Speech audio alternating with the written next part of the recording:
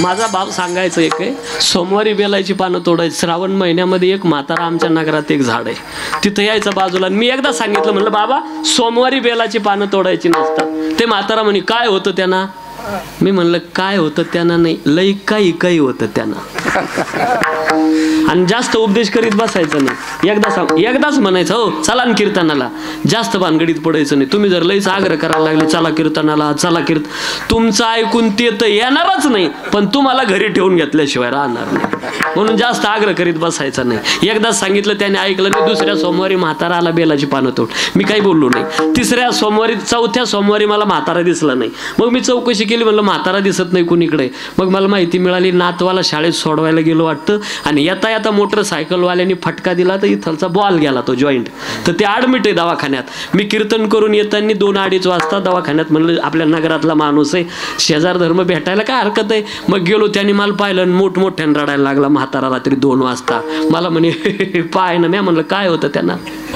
कळलं असेल तो पा मनोमार्गे गेला तो तेथेची मुखाला. संतांनी दाखवल्याशिवाय रस्ता, त्या रस्त्यानं चालू नका. शास्त्राला मान्य असेल, देवाला आवडेल अशी भक्ती करा. कळतंय आपल्याला. तुमच्याकडं पाहुणा आला आणि तुम्ही पाहुण्याला चहा घेऊन गेले. पाहुणा म्हणे अप्पा मी चहा घेत नाही, मला चहाचा आग्रह बी करू नका. चहा परत गेला. दुसरा भाऊ म्हणे का रे, पाहुणा आपल्या घरी येऊन बिना पाहुणचाराचा कसा जाऊ द्यायचा, आण कप बशी इकडं. गेला हा दुसरा भाऊ. पाहुणे हो खास सेपरेट स्पेशल तुमच्या करता बनवला, घ्यावाच लागतो. पाहुणा म्हणे पा मला चहाचा इतका तिटकारा, मी चहा पिणाराच्या अंत्ययात्रेला सुद्धा जात नाही. आता तर गप्प बसावा ना. या दोघा भावांनी विचार केला, पाहुणा बिना पाहुणचाराचा कसा जाऊ द्यायचा. या दोघा भावांनी धरून पाहुणा खाली पाड आणि त्याच्या तोंडात चहा वातला. पाहुणा खुश होईल ना तुमच्यावर आता. अहो तुम्ही पाहुणचार केला ना पाहुण्याचा, पाहुणचार करू नये पाहुणा खुश नाही. याचा अर्थ पाहुणचार पाहुण्याच्या मनाचा नव्हता, आपल्या मनाचा होता. अरे पाहुण्याला जर आपल्या आवडीचा पाहुणचार आवडत नाही तर जगाच्या मालकाला आपल्या आवडीची भक्ती कशी आवडेल ती त्याच्या आवडीची असावी. शास्त्रानं सांगितल्याप्रमाणे, संतांनी दाखवलेल्या रस्त्याप्रमाणे असावी. माऊली तर म्हणतात जर स्वतंत्र बुद्धीनं जाल तर गोठी होई लागवी मुक्या वैऱ्याची. मुक्या वैऱ्याची गोष्ट असते ना, माहिती का नाही कोणास ठाव, सांगतो मी आपल्याला. माऊलीची भाषा आहे. मेंढपाळ बाबा मेंढ्या चारत असताना त्यांना गावात न्याहारी करायला जायचं होतं. 95% ऐकायला कमी होतं. आणि बाजूला शेतकरी पाणी भरत होता. शेतकरी पाणी भरत असताना मेंढपाळ काका म्हणले शेतकऱ्याला तुम्ही एक काम करा, मी न्याहारी करू येईपर्यंत एवढ्या माझ्या मेंढ्या सांभाळा. आता हे 95% बैरे आणि ते 96%. त्याने काय ऐकलं नाही. हे गेले गावात न्याहारी झाली, तिकडं पत्ते खेळत बसले. संध्याकाळी 5 वाजता आले, मेंढर चोरून एका जागी बसलेली, माणसापेक्षा तुम्ही म्हणा बा. आणि मग ते एका जागी पाहिले, त्याला असं वाटलं या शेतकऱ्याने आपल्या मेंढ्या सांभाळल्या, त्याच्या बदल्यात त्याच्या उपकारातून उतराई होण्याकरता 1 मेंढीचं पिलू आपण याला दान द्यायचं. त्यानं 1 मेंढीचं पिलू घेतलं दान करायला, पण मोडकं. कारण माणसं चांगल्या वस्तू दानच करत नाही. किडक्या सुपाऱ्या, खवड बदाम, सडकं नारळ, फाटक्या नोटा, सुकलेली पानं, जे माणसं कामाचे नाही त्याला म्हणते जाते. चांगल्या वस्तू लोक दानच करत नाही. मला शिवपुराणाच्या कथा असतात त्याच्यावर दक्षिणा जमतात. या माय मावल्या 50-100 रुपये टाकतात. 1 अक्षर खोटं सांगणार नाही, या व्यासपीठावरून बोलतो. आतापर्यंत जेवढ्या दक्षिणा जमल्या होत्या ग्रंथावर, त्याच्यातला 1 रुपया देखील मी माझ्या प्रपंचात खर्चला नाही. 4 लाख रुपये जमले. कीर्तनाचे 4 लाख टाकून लोकांनी मदत केली. 21 लाखाचं काशी विश्वेश्वर महादेवाच्या मंदिराची उभारणी केली. 1 रुपया खर्चला नाही, खर्चत नाही, खर्चणार नाही. ग्रंथावर आलेल्या दक्षिणावर जर आम्ही आमचा प्रपंच चालवला, नरकात नाही का आम्हाला जावं लागणार. विनंती माझी, आपला हा भाव चाललेला होता. मला त्या ग्रंथावरती दक्षिणा, त्याच्यातल्या अर्ध्या दक्षिणा मी जीव लावून ठेवलेल्या आहे. कोणाला पाहायच्या असेल दाखवतो. कोपरे उडालेले, नंबर गेलेले, चुरगाळलेल्या, धुनं झालेल्या. 1 नोट तर अशी गमतीची आहे ना, 2 वर्ष झाले मी सांभाळ करतोय त्या नोटीचा.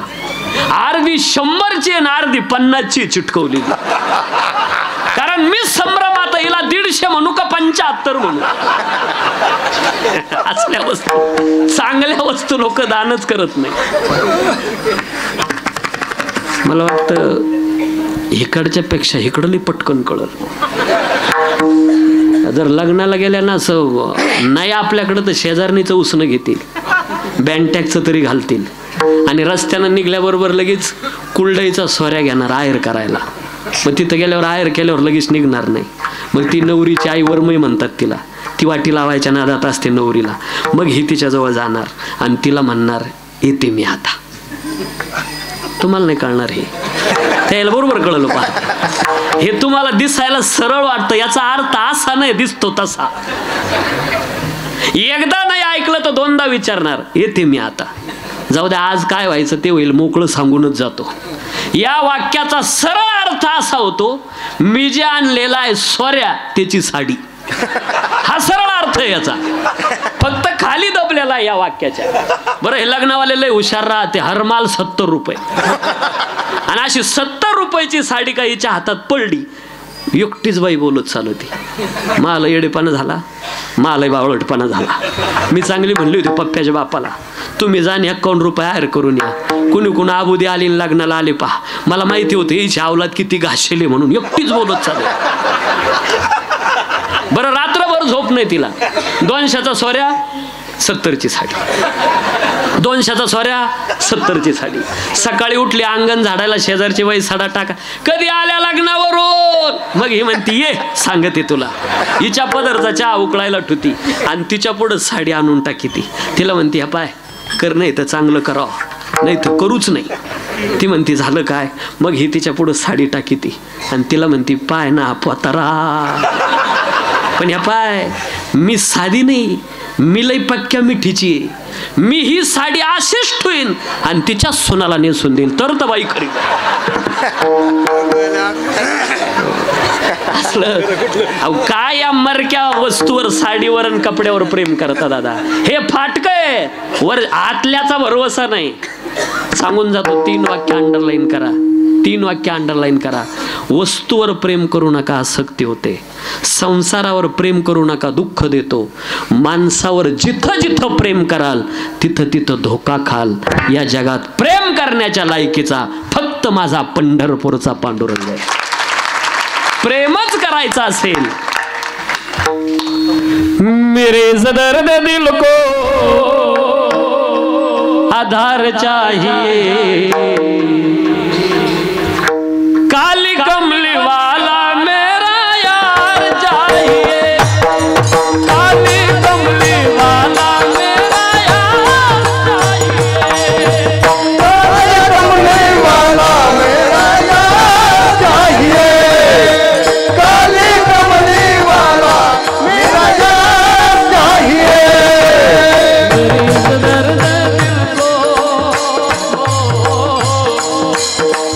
मेरे दर्द दिल को आधार चाहिए,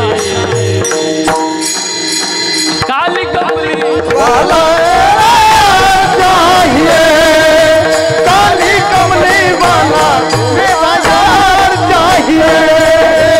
कमीनार मानो आखिर इंसानों की सच्चा दरबार लगा है विधाता के में. प्यार के बंसी वाले का, प्यार के बंसी वाले का इकरार चाहिए, काले कमली वाला मेरा यार चाहिए, काले कमली वाला मेरा यार चाहिए. मग ते घेतलं मोडकं मेंढीचं पिलू. कोणी? मेंढपाळ बाबांनी. आणि शेतकरी दादाला सांगितलं तुम्ही माझ्या मेंढ्या सांभाळल्या, त्याच्या बदल्यात मेंढीचं पिलू दान. शेतकरी म्हणला ए मी पाय मोडलाच नाही, भरून देणार कसा? असलं दोघांचं भांडण पेटलं. हा म्हणायचा तुम्ही माझ्या मेंढ्या सांभाळल्या, हा त्याच्याकडे मेंढीचं पिलू लोटायचा आणि तो पाहायचा हे लंगडते, आपण मोडलंच नाही तर भरून देणार कसा? इतकं भांडण विकोपाला गेलं. तिसरा घोडेस्वारीत होता हा 97% वैरा. गोटी होई लागवी मुख्या वैराची सांगतोय. आणि मग हे घोड्यावाले रस्त्यामध्ये दिसले. हे म्हणले काय काय काय चाललं काय? अहो या शेतकऱ्याने माझ्या मेंढ्या सांभाळल्या, त्याच्या बदल्यात मेंढीचं पिलू दान देतंय. शेतकरी म्हणला मी पाय मोडलाच नाही तर भरून देणार कसा? घोडेवाला म्हणला हे बघा तुम्ही लाख पैसेवाले तुमच्या घरचे, आपल्याला घोडं विकायचं नाही. असं भांडण पिकाचं. हा म्हणायचा तुम्ही माझ्या मेंढ्या सांभाळल्या, त्याच्या बदल्यात मेंढीचं पिलू दान. शेतकरी म्हणायचं मी पाय मोडला नाही भरून देणार कसा? घोडेवाला म्हणायचा लाख पैसेवाले तुम्ही तुमच्या घरचे, आपल्याला घोडं विकायचं नाही. या तिघांचं भांडण गावच्या पाटलाकडं. 98% वैरे. आणि हे भांडण तिथं गेलं. पाटील आता पाटलाचं आणि पाटलीनबाईचं भांडण झालेलं, ती माहेरी निघून गेली. आणि हे भांडण तिथं गेलं. तुम्ही न्याय निवाडा करा. या शेतकऱ्याने माझ्या मेंढ्या सांभाळल्या, त्याच्या बदल्यात मेंढीचं पिलू दान देते. शेतकरी म्हणला मी पाय मोडलाच नाही तर भरून देणार कसा? घोडेवाला म्हणला पाटील हे यायच्या घरचे पैशावाले, आपल्याला घोडंच विकायचं नाही. पाटील म्हणला हे पा नाही नाही नाही ती गेली ना, तिनं जाताना माझा सल्ला घेतला का? आता आणायची का नाही आणायची हे मी पाहिजे, तुम्ही मध्ये तोंड घालायचं नाही. चाल देऊ का असं त्याला काय जोडीत राहायचं. गोठी होईल आगवी मुक्या बैरेची. मुक्या बैरेची कोणाचाच प्रश्नच यथार्थ कळाला नाही, त्याचं उत्तर यथार्थ येणार कसं? मग माऊली सांगताय आता काय करावं लागेल. संता योग ज्ञानी पैसता गुरु चरण उपासिता वैरागेसी वैरागेसी. संता सवे वसता त्यांच्या संगतीशिवाय स्वतंत्र बुद्धीने नाही कळाला. मी आपल्याला असं विचारतो त्यांच्याशिवाय कळत नाहीच. दुसरी गोष्ट नदी जशी प्रवाहित आहे, कधी धाव थांबते? समुद्र विषय प्राप्त झाला, मंदिरावर कळत झाला थांबलं, लग्नामध्ये फळ भरलं थांबलं, यज्ञामध्ये पूर्णाहुती झाली थांबलं. मला एक विचारायचं, जसं हे सगळं थांबतं हा जीव कधी थांबतो? याची धावच थांबत नाही. ज्या विषयाला शेवट नसतो तो दुःख रूप असतो आणि ज्याला थांबा प्राप्त होतो तो सुखरूप असतो. परमार्थाला थांबा आहे, प्रपंचाला थांबा नाही. हो तुका म्हणे धावा आहे पंढरी विसावा. अहो एवढंच नाही, नामदेव महाराज म्हणले देवाला तुला लय थकल्यासारखं वाटतंय का? चाल विश्रांती घ्यायला. नाम म्हणे देवा चलत या काया, नाम म्हणे देवा चलत या काया, चलत या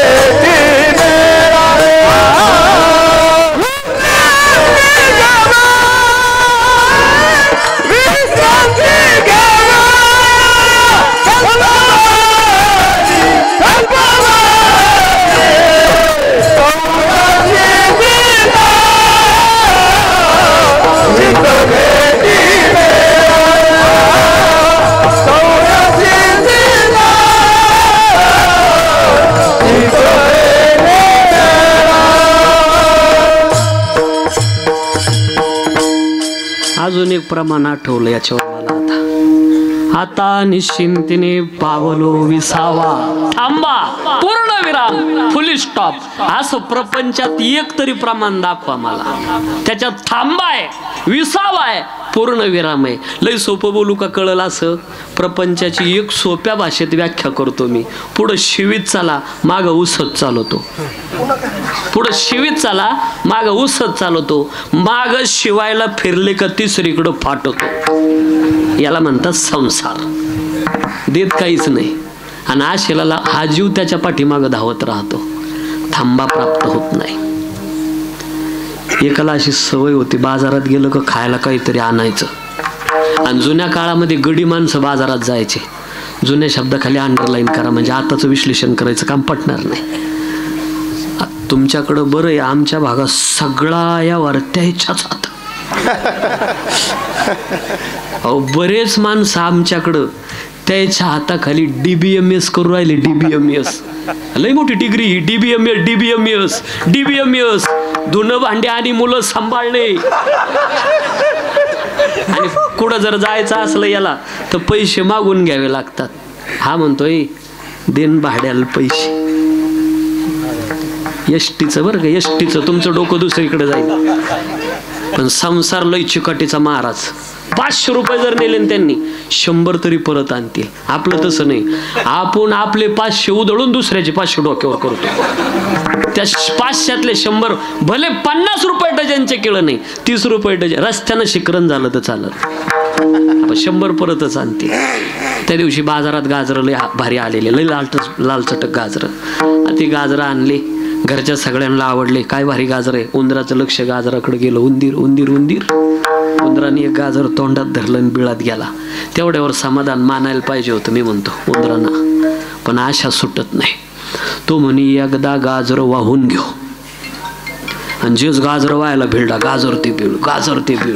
अख्खी रात्र वाहण्यात गेली. पहा मस्त थप्पी लावली ना, आता फक्त खात बसायचं काम आहे. शेवटचं गाजर आणायला उंदीर गेला. गाजर तोंडात धरलं आणि बोक्याचं लक्ष उंदराकडे गेलं. जशी झडप घातली, गाजरा सकट उंदीर खाल्ला.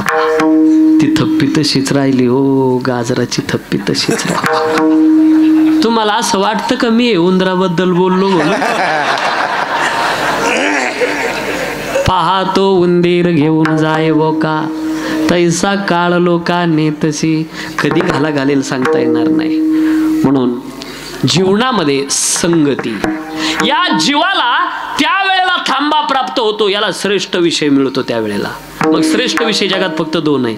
एक आहे देव, दुसरे आहे संत. देव एक असा विषय दिसत नाही, भक्ती करून प्राप्ती करता येते. संत एक असा विषय दिसतात पण संत आहे असं कळत नाही. आणि जर कळाले असते तर संतांचा छळच झाला नसता. असा मला संत दाखवा ज्या संतांचा छळ झाला नाही. 5 वर्ष श्री संत भगवान बाबाच्या पुण्यतिथीला श्रीमद भागवत कथा असायची.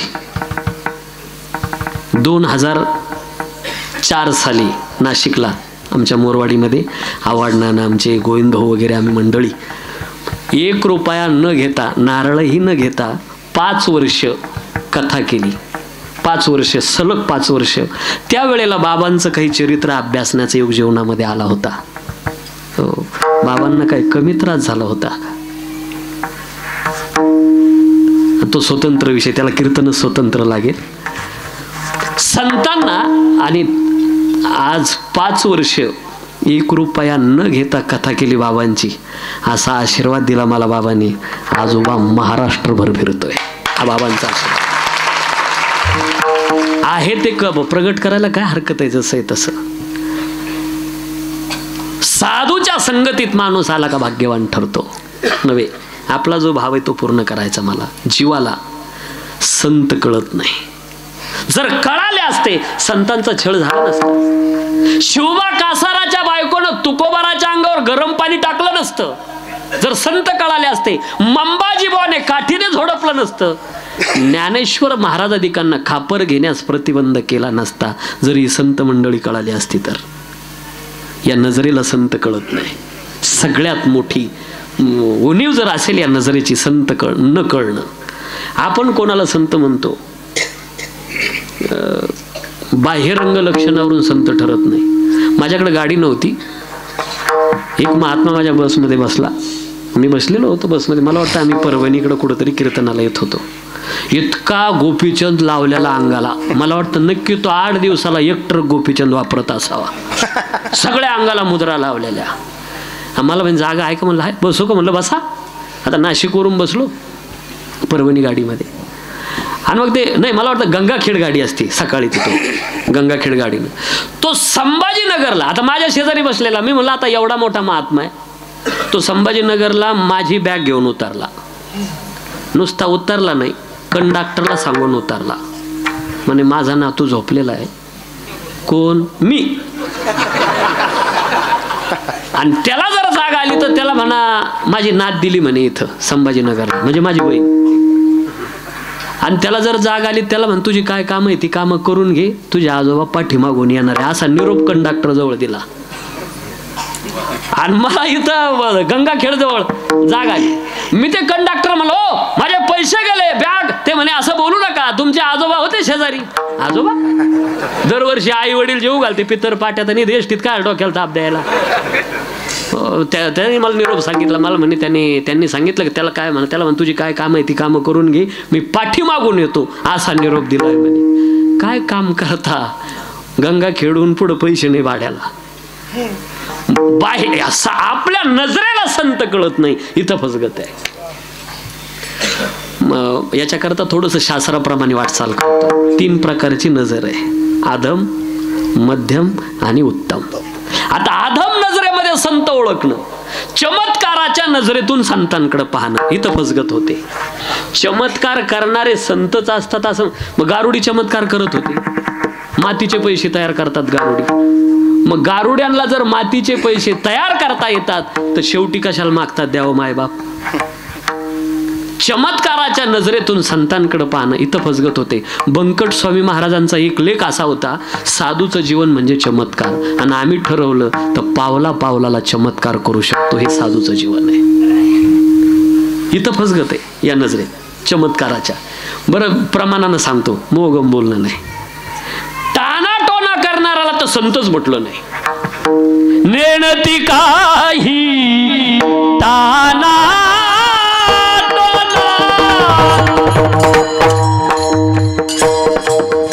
नेणती काही टाना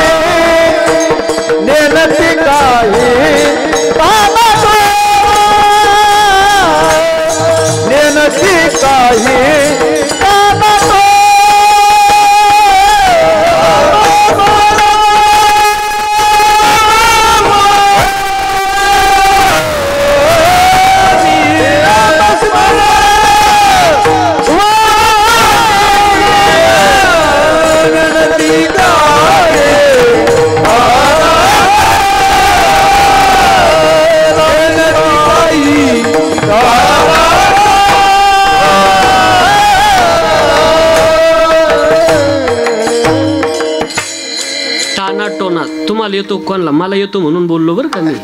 हे टाना टोना करणारी माणसं मोठी आवली असतात. एवढासाच धागा घेणार आणि त्याच्याकडे पाहून सांगणार पूर्व बांधू, पश्चिम बांधू, दक्षिण बांधू, नैऋत्य बांधू, ईशान्य बांधू, सूर्य बांधू, चंद्र बांधू, नदी बांधू, नाला बांधू. घराची भीत पडली त्याची 3 महिन्यापासून, 3ही बांधू.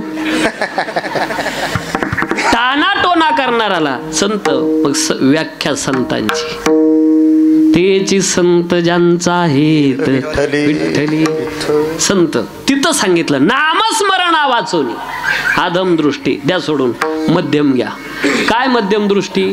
वेशभूषेवरून ठरवणं हे संत आहे. इथंही फसगत होते. तुम्ही कपड्यावरून संत ठरू शकत नाही, नाहीतर मग भगवे तर श्वान पण आहे. भगवे तेरी श्वान. वरी भगवा झाला ना बे अंतरी वश केला कामे त्याला म्हणून साधुला संसदेची जाना जगी अहंता मना नये लोभ मना नये विरक्त जाना जगी संत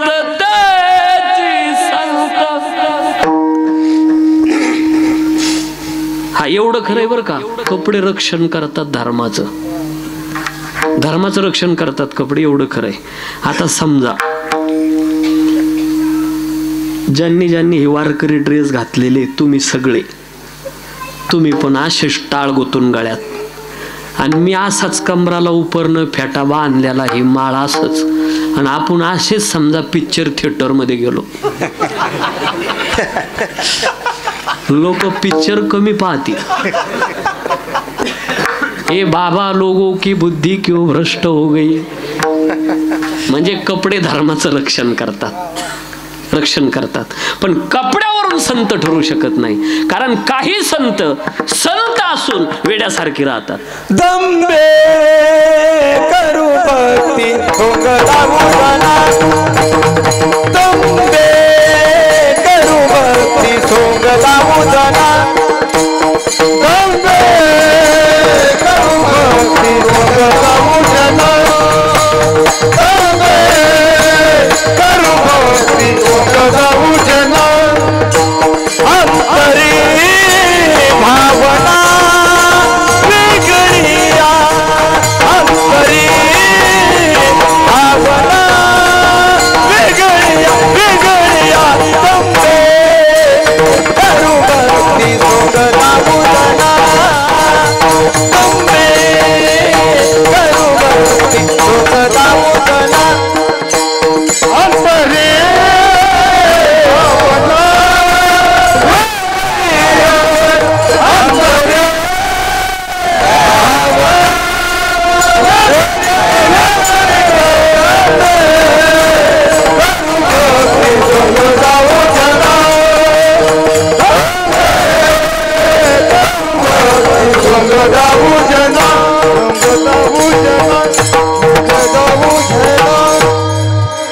दंभे करो भक्ती. आपला भाव हा चाललेला आहे. तुम्ही वेशभूषेवरून काही संत असून वेड्यासारखे वागतात. ते चालते ज्ञानाचे बिंब तयाचे अवयव सुखाचे कोंब येर माणूस पण भाम. वा टाळ्या वाजवा जरा बाबा का. आणि आता असल्या लोकांची गरज आहे. काय करायचं, 10-15 मिनिटं वाट पाहायची कीर्तनात ज्ञानेश्वरीची ओवी येते का नाही. ओवी जर आली नाही, बसणारातल्या एखाद्याने डायरेक्ट उठून उभं राहायचं. बाबा लईच पांचट वाटू राहिलं बा, एखादी ओवी म्हणा राव. बरं नसल तुमची बसत नसल, तुमची जी पाठ असेल ती कवय ना म्हणा. कारण ज्ञानेश्वरीची ओवीच आली नाही तर कीर्तनाचा स्वीकार होईल कसा. जाऊ द्या, आपला भाव हा चाललेला आहे की संत ओळखण्यामध्ये. आता तुम्ही जी ओवी सांगितली ना, 12व्या अध्यायामधल्या ओव्या सांगतो मी पुढं अजून उत्तम दृष्टीमध्ये. परंतु मला हा भाव एकदा क्लिअर करायचा. संत स्वतःला झाकून असतात. चातुर्य लपवी महत्व हरवी पिशे पण मिरवी जगा माझ्या वरुणी पिशाच्या अंतरी शहाणा सदा ब्रह्मज्ञानाने मग्न तो. वेश असावा बावळा परी अंतरी नाना कळा. भक्ताचा महिमा भक्तची जाणती दुर्लभ ह्या गती आणि का ते. योगियांचा महिमा योगी जाणती दुर्लभ ह्या गती आणि का ते. कळत नाही, स्वतःला झाकून असतात. मला वाटतं नवनाथ ग्रंथामध्ये संत लीलामृत नावाचा संत कवी महिपती महाराजांचा ग्रंथ आहे. त्याच्यामध्ये एक भाव आलेला आहे मैनावतीचा. त्याच्या मुलाचं नाव आहे गोपीचंद राजा. गोपीचंद राजा अवधारी पित्या मागे राज्य करी 1200 ते करोनी नारी विषय सरोवरी पहुडला. महिपती महाराजांच्या ओव्याला खास आहे. मला तो सगळा भाव सांगायचा नाही, कामापुरता घ्यायचा. मैनावतीला ज्या वेळेला कळालं विधवा पण प्राप्त झालं, माडीवर चक्रा मारत असताना एक नात भारा घेऊन चाललेली आहे गवताचा, एके ठिकाणी सरपणाचा आहे. दोन्ही थोडासा आता लिखाणामध्ये भेद आहे थोडासा, पण भारा घेऊन चाललेले आहे. तो भारा आधांतर चाललेला होता. शिरापासून हातभरी काष्टभार चालतो वरी. हा चमत्कार पाहिला आणि पळत जाते आता गुरु बनवायचा.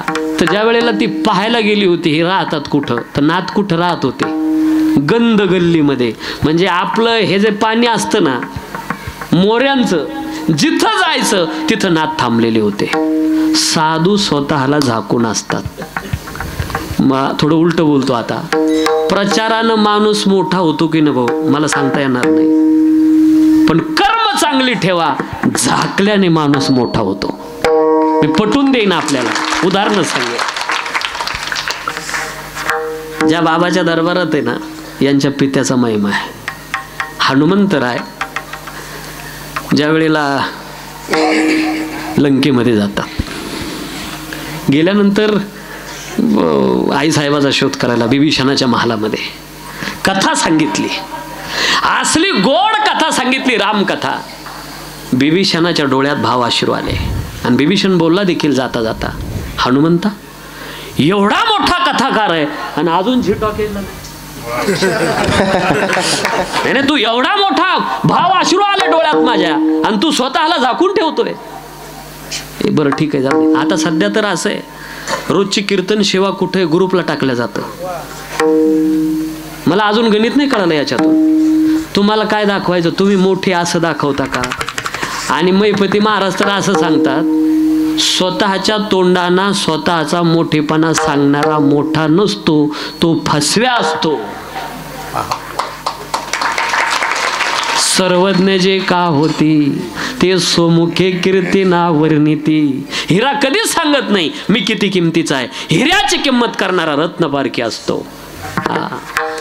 बरं म्हणले हनुमंता एक काम कर, तुझा फोन नंबर दे, जर कोणाला कथा घ्यायची असली लंकेत तर देत जाईल, आहे महाराज आमच्याकडे कथाकार, दे तुझा नंबर, चाल सांग, नाव सांग. पेन आणि कागद घेतला.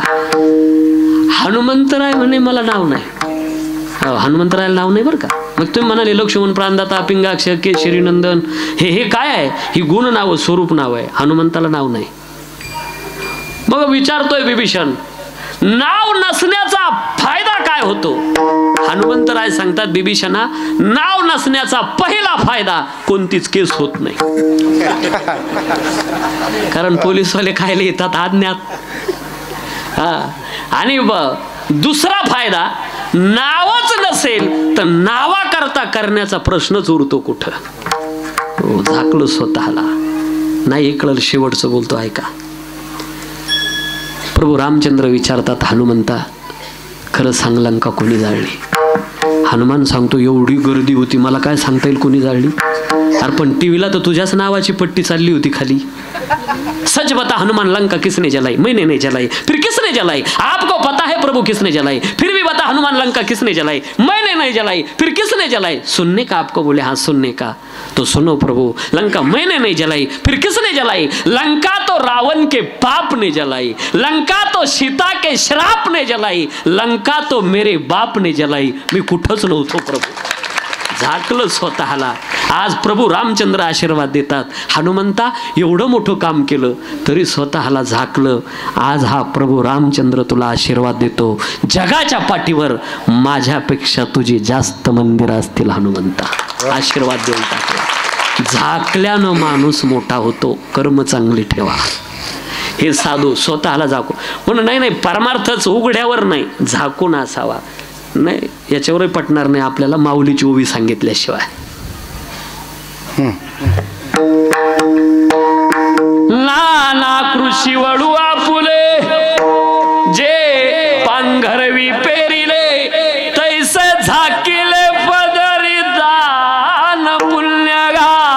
हे मा हे रेल्ला. कर्नाटकी गायन कर 10,000 रुपये. शेतकरी काय करतो, शेतात पेरतो आणि पाठीमाग एक जण असा उखरीत चालवतो. झाकतो नाही का. नाही मी करंट तपासला जागे आहे का म्हणून. आता जुन्या काळामध्ये 4 नळ्या आणि त्याला चाड असायचं वरती. आणि मग ते शेतकरी अशी मूठ धरली का बोल गजानन गणपती, काम लागू दे सुधापती, दुश्मनाच्या डोळ्यात जाऊ दे माती, असंच होतं ना. आणि मग ते असले देवाचं नाव घेऊन सुरुवात पिकही तसं यायचं. आता कसलं आलं ते पेरणी यंत्र, काय देवाचं नाव घेईल होय. आणि मग ते चिकटा मावा त्याला आला कुठून हा आजार सगळा, देवाचं नावच राहिलं नाही ना. आणि आपलं शेतकऱ्याचं असं आहे, एक निघलं त्याच्या मागं सारे निघात्या. ते आमच्याकडं सूर्यफूल, तुमच्याकडं नाही दिसलं मला ते जास्त, कारळ म्हणते त्याला, कारळ कारळ ते असे फिरतं बघा असं. हा सूर्यफूल काही भागात त्याला, आमच्याकडे कारळ म्हणते त्याला जास्त. तर ते सूर्यफूल एकानं आणलं होतं, ते फेल गेलं त्याच्यात. लोक गावातले म्हणे हे बावळट याच्या नाही लागत जाऊ नका. मग त्यानं डाळिंब लावले. डाळिंब लावल्यावर आता लोक म्हणे हे पहिल्या याच्यात फेल गेलेला, ते लोकांना अनुभव होता. पण याचे डाळिंब आले ना 20 गुंठ्यामध्ये, याला 2.5 लाख रुपये झाले होते त्या काळात. 20 गुंठ्यात पैसे त्याला झाले, पण रातभर आमचं गाव झोपाना. काही ना रात्रीच फोन केले पाहुण्याला, डाळिंबाचे रोप आहे का. उभं पीक नांगरलं, डाळिंब टेकवले. आता याचे डाळिंब व्यवस्थेवर भाव पडले. तो परत एक रोग आला मध्ये कोणता, हा लोक कर्जबाजारी झाले ना. शेजारच्या गावचे JCB आणून खोडं काढले, अजून JCB चक्र आणते, पैसे बाकी काहीच. आणि मग काय ना ऊस लावले. तर ते 2 वर्ष आमच्या कारखान्याने बरा भाव दिला. मग ते जरा पैसे बरे झाले. मग काही नाही, येताना ट्रॅक्टर आणला. आता ज्याची ऐपत होती त्यानं घेतला, पण शेजाऱ्याच्या पोटात कुटकुट व्हायला लागलं याचा ट्रॅक्टर पाहिला. मग त्यानं घेतला, पण लोनवरचा. मग हप्ता भरला नाही का बँक वडून नेत सुटली. मग काही ना बँक वडून नेऊ नाही म्हणून अगोदरच ऊसात घालून ठेवले. आता मला ते ह्याला जालन्याला कीर्तन होतं, आणि मी आमचं गाव इकडं संभाजीनगर वैजापूर तालुक्यात. ते आमचा चुलता मला म्हणे का रे येणार आहे का. म्हणलं हा, जी आपल्या मळ्यात जेवायला. मी दुपारीच आलो होतो तिथं गावाला आमच्या. मग म्हणलं मी गेलो. मग आता त्याच्या मळ्यात काय गाडी जात नाही चुलत्याच्या, रस्त्याच्या कडेला गाडी लावली. मी ऊसाच्या काटाकाटाने चाललो आपला. तर ते मला ऊसात ट्रॅक्टर दिसला. मी म्हणला ट्रॅक्टर ऊसात. मी काही बोललो नाही. जेवण झालं गावात आलो तर ते बँकेचं पथक त्याच्या ट्रॅक्टरचा शोध घेत होतं. आता मला काय माहिती साहेब लोक म्हणून ते दुसऱ्याला विचारित होते का हो आमक्याचा ट्रॅक्टर. मी गेलो, मी म्हणलं आहे ना, तेवढं नांगरट डुंगरट टाकायचं असेल तेवढा धंदा चुलत्याला विचारायला. मी म्हणलं आहे ना. म्हणे कुठं. मला ऊसात आहे. तुम्हाला कसं काय. म्हणलं मी आत्ताच जेवून आलो मळ्यातून, चुलतेच ते आमचे. गेलं हे पथक गेलं, ते ट्रॅक्टर सापडावला आणि ओढून चाल. चुलता म्हणे तुम्ही ट्रॅक्टर घेऊन जा, पण तुम्हाला सांगितलं कोणा. ते महाराज नाही का जेवून गेले मळ्यातून. ते चुलता अजून बोलत नाही माझ्याशी. सगळ्याच पण वार करायचं, तोंड सुद्धा पाहायचं. माझा भाव एकच आहे, शेतकरी शेतात पेरतो, पाठीमागे एक जण झाकतो. झाकल्यानं उतार चांगला होतो, म्हणून झाकून राहायचं, उघड्यावर नाही. झिपरू महाराज म्हणून होऊन गेले खानदेशमध्ये. वाड्याकडे गरम पाण्याची कुंड आहे, काय नाव त्याचं, वाडा भागामध्ये गरम पाण्याची कुंड, गणेशपुरी संस्थान. तिथं शक्तिपात संपन्न संप्रदायाचे संस्थापक नित्यानंद स्वामी होऊन गेले. त्यांचे शिष्य मुक्तानंद महाराज. त्यांना काही अडचणी तयार झाल्या. आता या अडचणी अनेकांना विचारल्या, कोणी सोडू शकलं नाही. शेवटी असा मार्ग मिळाला, खानदेशमध्ये जा. आता हे झिपरू महाराज उकिरड्यावर बसलेले. लहान मुलं वेडा वेडा म्हणून दगड मारायचे. कोणी जर स्पर्श करायचा प्रयत्न केला तर अंगाला विष्ठा चोपवून घ्यायचे. बघा बरं का किती झाकून आहे स्वतःला. आणि हे मुक्तानंद महाराज यांची अडचण घेऊन गेले. जगाच्या दृष्टीनं वेडा महात्मा मुक्तानंदाला मुक्त करतो. वेशभूषा इथं फसगत होते. आता चला उत्तम प्रकारची नजर उघडा. आता 12वा अध्याय. जो खांडावया घाव घाली. नजर बर का. आता ओळखायचे जर असले ओव्या सांगितल्या. कसं अंतकरण आहे त्यांचं. मृदू सभा हे न वणित तैसे सज्जनाची चिंत. माऊली टाकतात. जो खांडावया घाव घाली की लावणी जया रे केली. दोघा एकची सावली वृक्ष दे जैसा. हा सज्जनाचा संतांचा स्वभाव. त्याच्या खालचीच उभी घ्या लगे. का घरचे उजेडू करावा, पारखी अंधारू पाडावा, हे नेनेची गा पांडवा, दीपू जैसा जयाचे चोखटे मानसी, मी होण्याशी क्षत्र संन्यासी, जयाने दिल्या ती उपाशी वैराग्य गा, जे ज्ञान गंगे नाले पूर्णता जेवणी झाले, जे शांतीशी आले पालवनवे, जे परिणामाने घाले कुंभ, धैर्य मंडपाचे स्तंभ, आनंद समुद्री कुंभ चुबकळून भरले, जया भक्तीची तुली प्राप्ती, जे कैवल्या ते परोती सरमणती, जयाचे आलेले माझे नीतीचे आले दिशी, आयशे जे महानुभव, दैवी या प्रकृतीचे दैव, जे जाणून या सर्व स्वरूप माझे, आयशे मीची होनी पांडवा, करीती माझी सेवा, परी नवलावा तो सांगे नाईक.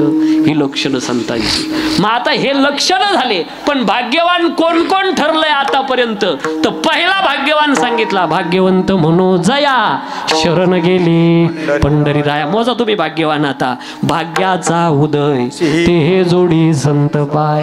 तिसरा भाग्यवान, उजळले भाग्य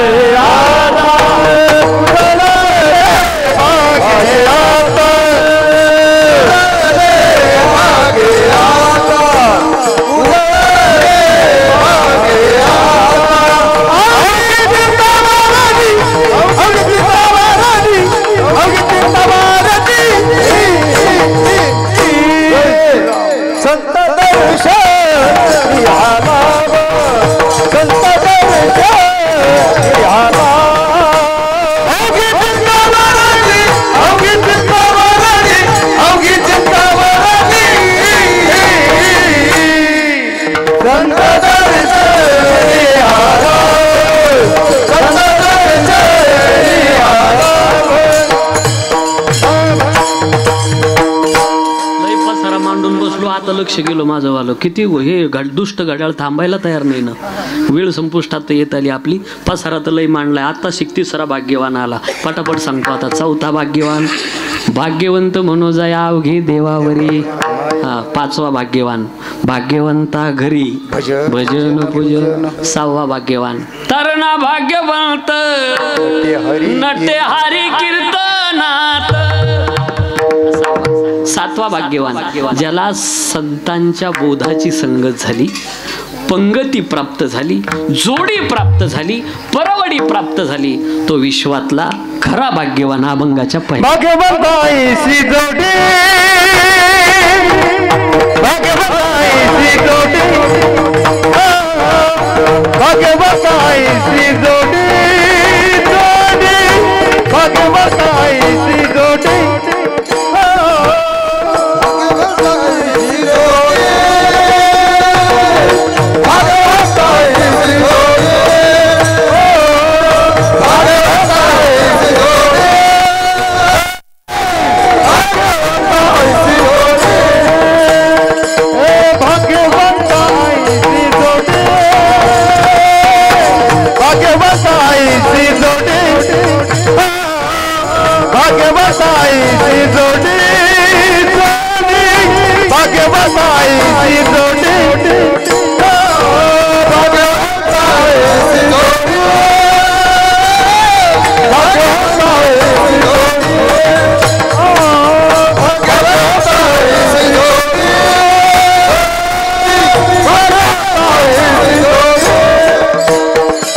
भाग्यवंताईची जोडी परबडी संताची, भाग्यवंताईची जोडी परबडी संताची, जोडी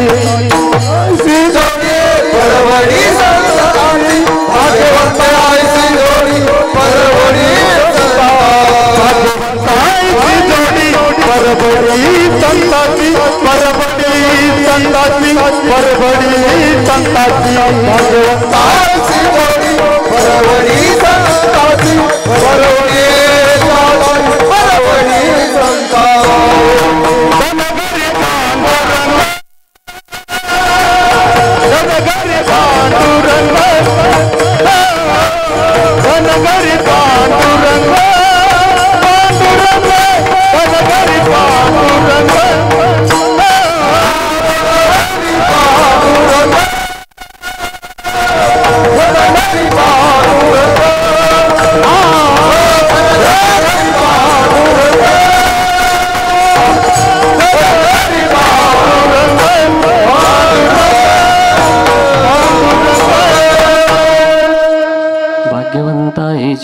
परवडी संतांची बोधाची संगत झाली का माणूस भाग्यवान ठरतो. मला वाटतं ज्ञानेश्वरीचा खरा प्रचार आणि प्रसार या वाशिम भागामध्ये गेल्यानंतर बाबाचं नाव सांगतात. आजही लोक श्री संत भगवान बाबा वाशिम परिसरामध्ये खूप फिरलेले सांगतात.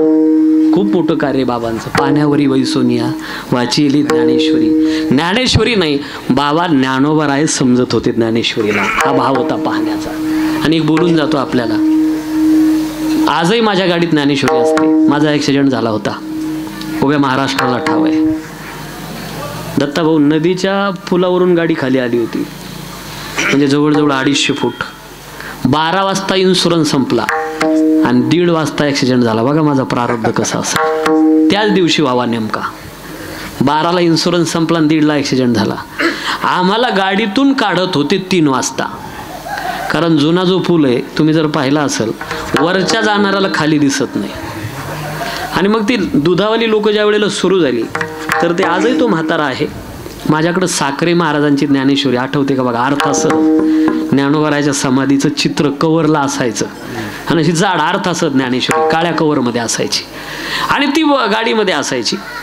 तर आजही तो म्हातारा सांगतो, एक अक्षर खोटं नाही सांगणार, मी या व्यासपीठावरून बोलतो, खुर्चीमध्ये तुम्ही जाम झाला होता म्हणे आणि आम्ही तुम्हाला ओढून काढत होतो, तर तुमच्या खाली ज्ञानेश्वरी होती. ज्या वेळेला ओढायचो म्हणे तर आम्ही ओढेपर्यंत ज्ञानेश्वरी अर्धी पानं झाले होते. तर पुढच्या बाजूने तुम्ही निघत नव्हते.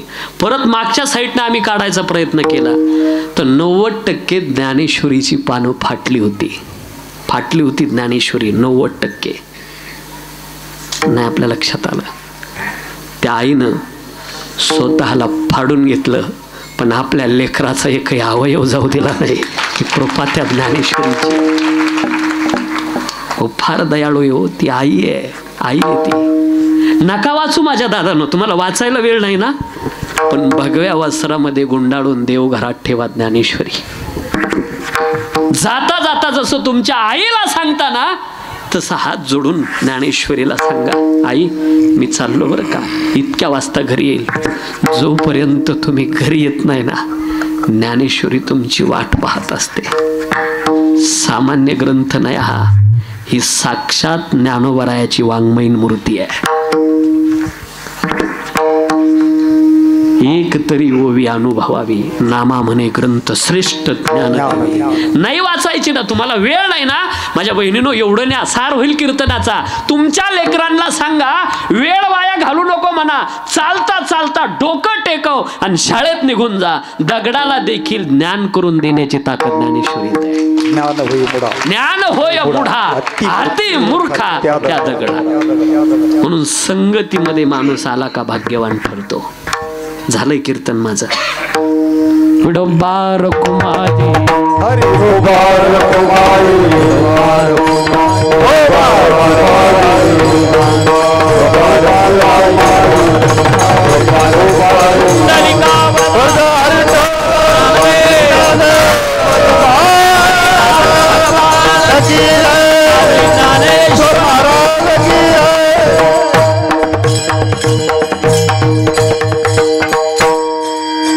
माझे 3 मिनिटं बाकी आहे, तेवढे घेतो फक्त. इकडे लक्ष द्या जरा. आपल्या घरामध्ये धन काय आहे आणि संतांच्या घरात काय आहे. आपल्या घरात पहिला चप्पलचा स्टँड आहे, आतमध्ये गेलं का रंगीत टीव्ही आहे, आणि किचनमध्ये जर गेलं तर इतके भांडे. काही भांड्यांचा नंबर शेवटपर्यंत लागत नाही, आपला लागून जाईल. आवश्यकता नसताना आमच्याकडं सगळं आहे. शबरी मातेकडं डोका जरा झोपडीमध्ये काय आहे, शबरी मातेकडं काही नाही. पाणी प्यायला ग्लास नाही. जुने लोक त्या पळसाच्या पानाचा द्रोण करायचे आणि त्याने पाणी. हे बघा, शबरी मातेला मिळवायचं नव्हतं का मिळवता आलं नाही, हा भाग निराळा आहे. पण जुना काळ खरंच तो काळ होता. आज आता असलं काय केवढले बाथरूम, काय शॅम्पून पंपून टंपून काय काय निघलं. हे जुने म्हातारे बसले, यांना विचारा, एक बादली काढली विहिरीतून, थोडीशी माती चोळली, झालं स्नान. आता कसं, आणि ते बाटल्या जर पाहिल्या बाथरूम मध्ये, इतक्या बाटल्या उलट्या पालट्या लटकवलेल्या. काय बाथरूम आहे का दुकान आहे तेच कळलं. नाही आपल्याला कळत नाही. त्या दिवशी परवा दिवशी आम्ही त्या पुण्याला ते कोलगेट सारखं लाल बाटली दिसली मला, आणि मी म्हणलं हे घेतलं आणि बसलो घासत मी डवळं ते हो बाबा अहो हे जखम बरी करायचं मला मी म्हणलं एवढून पुढे आपल्याला कळत नाही आपण कोणत्याच बाटलीला हात लावायचा नाही. कोणत्या बाटलीचा काय उपयोग आहे. हे बघा शारीरिक श्रम राहिले नाही, सौंदर्य प्रसादाने वापरून सौंदर्य टिकत नाही. तुला काही बाजत करले तुला करे रखवाली उड़ जाएगा एक दिन पंछी रहेगा पिंजरा खाली. हे आपलं नाही उगा अडवटाईज म्हणून काहीतरी. शारीरिक श्रम असले सौंदर्य टिकतं. आता कुठं राहिलं. जुन्या म्हाताऱ्या बसल्या. मावशी तुम्ही पहाटे उठावं लागत होतं की नाही तुम्हाला. सगळ्या घराचं दळावं लागत होतं का नाही. पाहिलं जुन्या म्हाताऱ्याला कसं हसू आलं. त्यांना वाटलं बरं झालं नव्या झोळल्या आता असलं. आणि पापड लाटायला पोळपाट बेल ना असा व्यायाम व्हायचा शरीराचा. आता ते राहिलं का. मशीन आलं उंडा टाकला पापड तयार. चपाती बनवायची मशीन आलं उंडा टाकला दाबलं चपाती तयार. पुरणपोळी बनवायची कणिक टाका पुरण टाका बटन दाबलं पुरणपोळी तयार. आता फक्त एक मशीन यायचं राहिलं. पाहुणा आला का डायरेक्ट मशीन मध्ये लोटायचा. बटन दाबलं का पान खाऊनच पाहुणा बाहेर. डोक्याला तापच नको. पाणी द्या रे चहा द्या रे. घोटाळा फक्त एक. लाईट गेली तर मुक्का. या युगात आपण वावरतोय. काय नाही शबरी मातेकडे पण सांगितलं होतं मातंग ऋषीनं. सिया को ले गया रावण बना के वेश जोगी का. जोगड्याचं रूप धारण करून जानकी मातेचं अपहरण होईल. त्या शोधार्थ प्रभू रामचंद्र आणि लखनजी तुझी कुटिया पावन करतील. तेव्हापासून शबरी माता राम नामाचा जप करायची. शबरी माता पद्मासनात आहे. प्रभू रामचंद्र दारात आहे. ऐका ऐका झालंय कीर्तन माझं. आता प्रभू आवाज देतात शबरी मी आलोय ना. कोण तू. ज्याची तू आयुष्यभर वाट पाहत होती तो मी श्रीराम आहे. श्रीराम शब्द ऐकला आणि टचकन डोळ्यातून अश्रू आले शबरीच्या. आता आला सोय. अरे या डोळ्याला तहान लागली होती रे तुला पाहण्याची. नाही आला तू. आता चांगलं दिसत नाही देवा. आवाजही चांगला निघत नाही. चेहऱ्यावर झुरळ्या वळल्या सफेद केस झाली.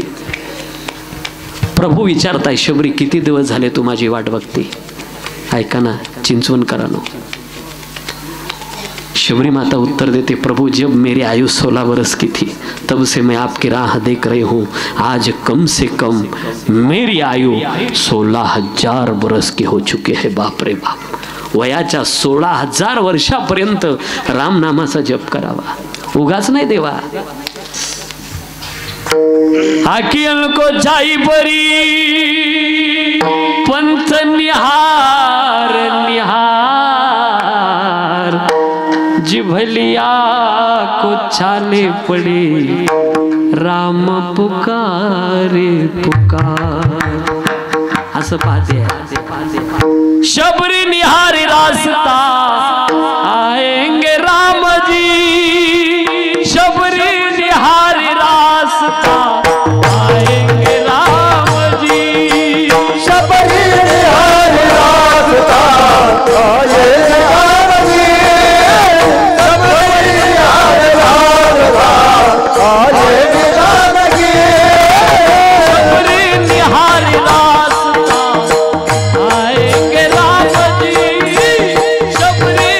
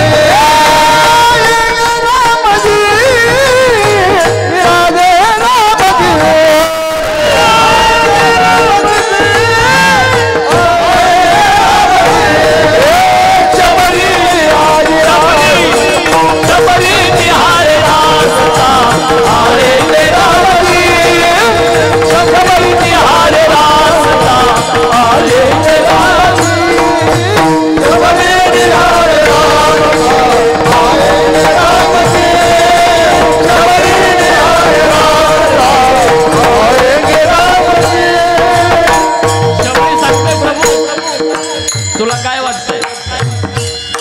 मी रोज रानात जायचं, माझा प्रभू आज नाही आला उद्या नक्की, आणि रोज बोरं तोडायचे. तुका म्हणे चाखोली सांगली, आणि ते असलं द्रोण घ्यायचा.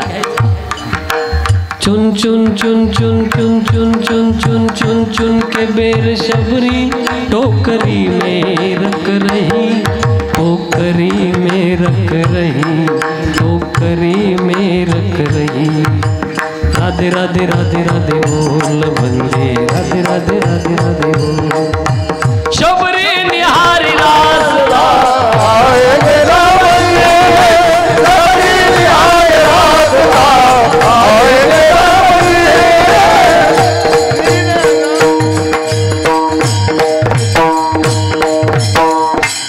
आता ऐका, इथं माझा भाव आहे अभंगाचा. आता शबरी माता म्हणते, आपल्या घरात सगळं पाहिलं आपण, शबरीकडे काही नाही, बरोबर आहे ना? पण ऐका ना शबरी माता काय सांगते. पायो जी मैंने राम रतन धन पायो. आपल्याकडं सगळं आहे, देव नाही. शबरी मातेकडं काय नाही, देव आहे. धन घरी पांडुरंग ही प्रॉपर्टी संतांची आहे. जाता जाता शेवटचं बोलतो आणि थांबतो. सुज्ञ मंडळी, कळतं तुम्हाला, संगत चांगल्याची करा.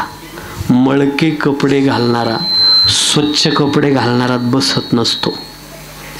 माझा भाव वेगळा आहे बरं का बोलायचा.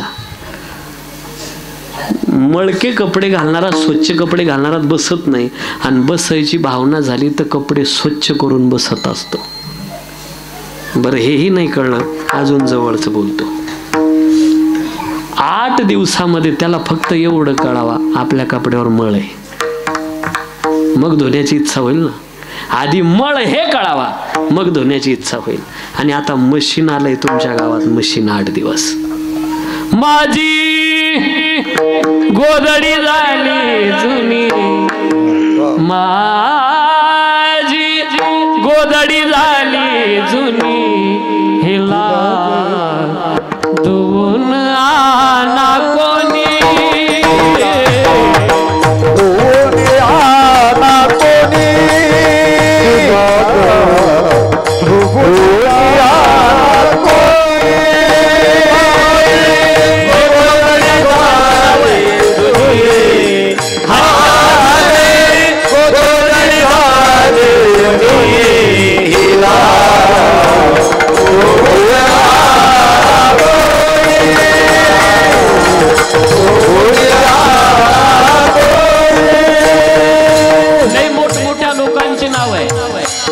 हरिश्चंद्राने, तारामतीने, रोहिदासाने.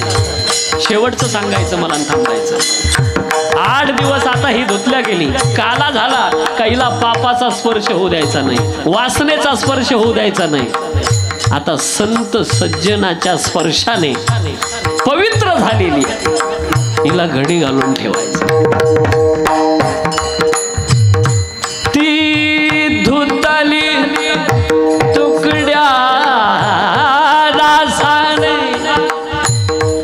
संत सज्जनाच्या चरण स्पर्शाने हिला ठेवीन घडी घालून, हिला ठेवीन घडी घालून.